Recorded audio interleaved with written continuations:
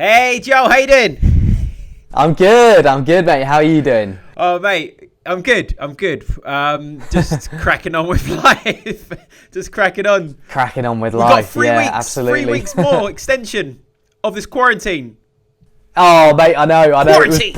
But I know. to be honest, like, I know we were expecting it, but still. Yeah, I know. I said, obviously, I was saying to you guys, last night, you might as well just check me into a mental asylum right now.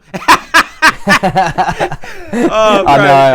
know. Oh, mate, at least you've still got like your garden and you've got that workout park you can go to as well. Yeah, true. Yeah. Look, I mean, at the end of the day, it's needed, right? I think.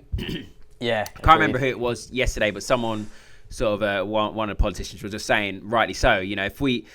If we go back to normal now, like no lockdown, all of the hard work of people staying in and not doing things will just go to waste. Because it starts spreading again, right? So, gotta 100%. Be safe.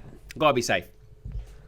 Gotta be done. All right. Gotta be done. All right, mate. So, this week we've had a lot. We've had a lot of stuff, and I think we have a lot of the juicy points have come, if anything, towards the latter stages of this week, right? I guess let's start. Yeah. Let's go with most recent, and then we'll work our way back to the earlier in the week. So, okay, overnight, go on, kick us off. Yeah. All right. So overnight was a particularly busy session. So pretty much we had 3 major things happen. First of all, we had this story about this drug. Can't really pronounce it. I'll give it a go. Remdesivir. Yep, that'll do. Apparently, in early stages of this clinical trial that they're doing in a Chicago hospital, it's been performing really, really well. Do you know how many patients it was? No. Okay. All right. Cool. No worries. Don't know yet. Like, as in, it's still very early on. Like, there's no conclusive results from this study yet, but it's looking promising. And on this news, stocks rallied hard. Like, we did a blog about it, so I'm sure most of the people watching this would have seen the blog.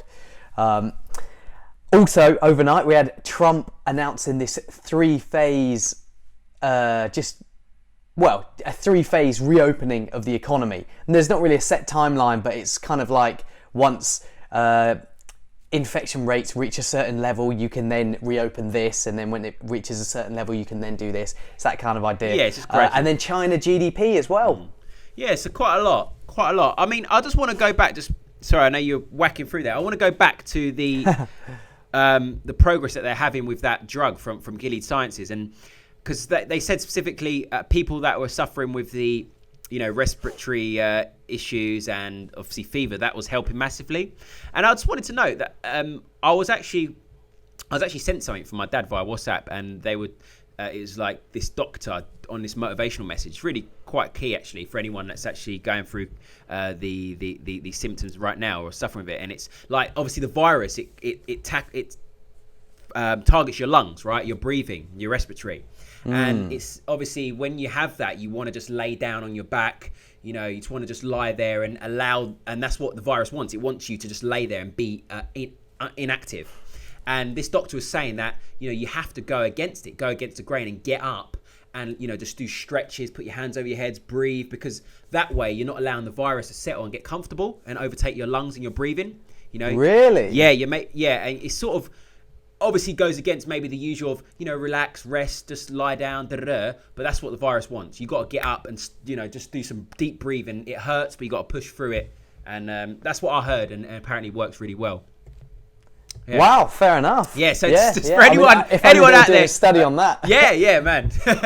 All right, look, yeah. So markets loved that, right? So we had a rally. We had the rally with stocks, as you said. We had dollar initially being put on the back foot. But then and then obviously on Trump, but then we reversed a little bit. I think, dollar's still up today. We gained again. We're back above that psychological 100 mark. Today is in Friday. We are. And I think, as you said, with the GDP, there's still got to be an element of caution, dude. That's a huge contraction. Yeah. And bear in mind, I said this to, China don't always publish the truth. Okay. There's some, the data's not reliable. So it could have been a lot worse. Could have been. Exactly, right? Exactly. This is something I always say. Like, I think there was some study that I can't remember. It might have been the FT that did it a couple of years ago, where they were looking at pollution, and all these different markers of economic activity that aren't just GDP. And they looked at China for like 20 years, and they concluded that China had been overestimating their GDP growth by 2% a year. Wow. I know. Cheeky I know. buggers. So, yeah, like you say, take it with a pinch of salt. It could have been -10 for all we know. Exactly. But, And some were forecasting deep moves like that.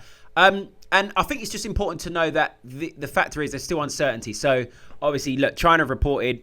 We'll start seeing the US. We'll start seeing Europe and the UK. We've already seen Japan. Obviously, they reported their contraction. We'll see if they'll do that again. It probably will and be deeper. And then that's when we start having the panic of recession, and maybe we get that big scramble for dollars again. You know, like we saw in March. Maybe.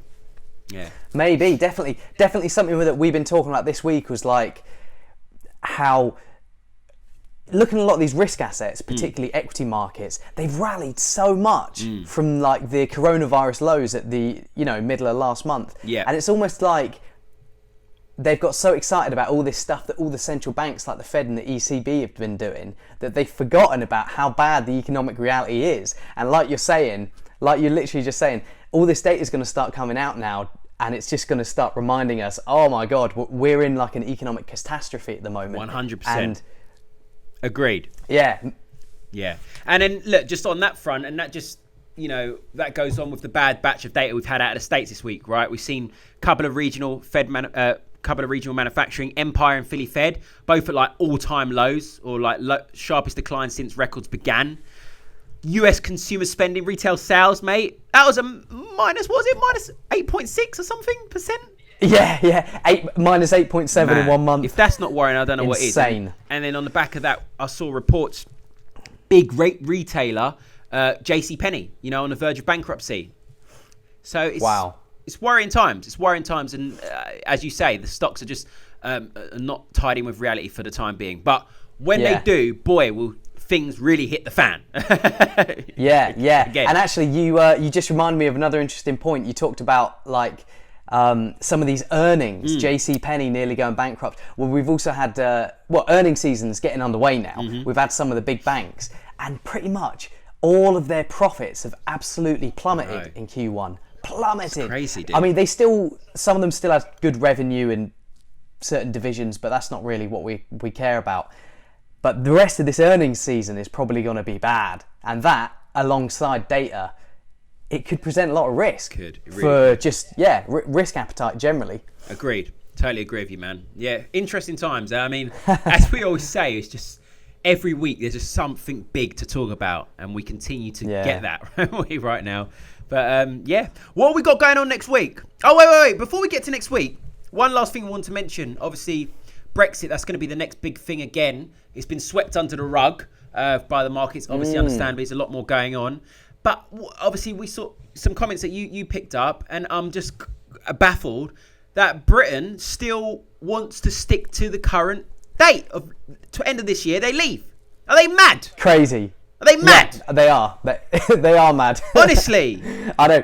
Literally, like, because do you remember before coronavirus, all this happened, everyone was already saying this is going to be a tough deadline to meet to negotiate a new trade deal. But now they're going to try and do it over like Skype, like what we're doing. They're literally going to try and negotiate like a huge trade deal over Skype, and they're going to try and do it in 3 months less. Literally. Because now they've missed all that time because of coronavirus. My God, man. Oh, my goodness. It's mad. Yeah, it is.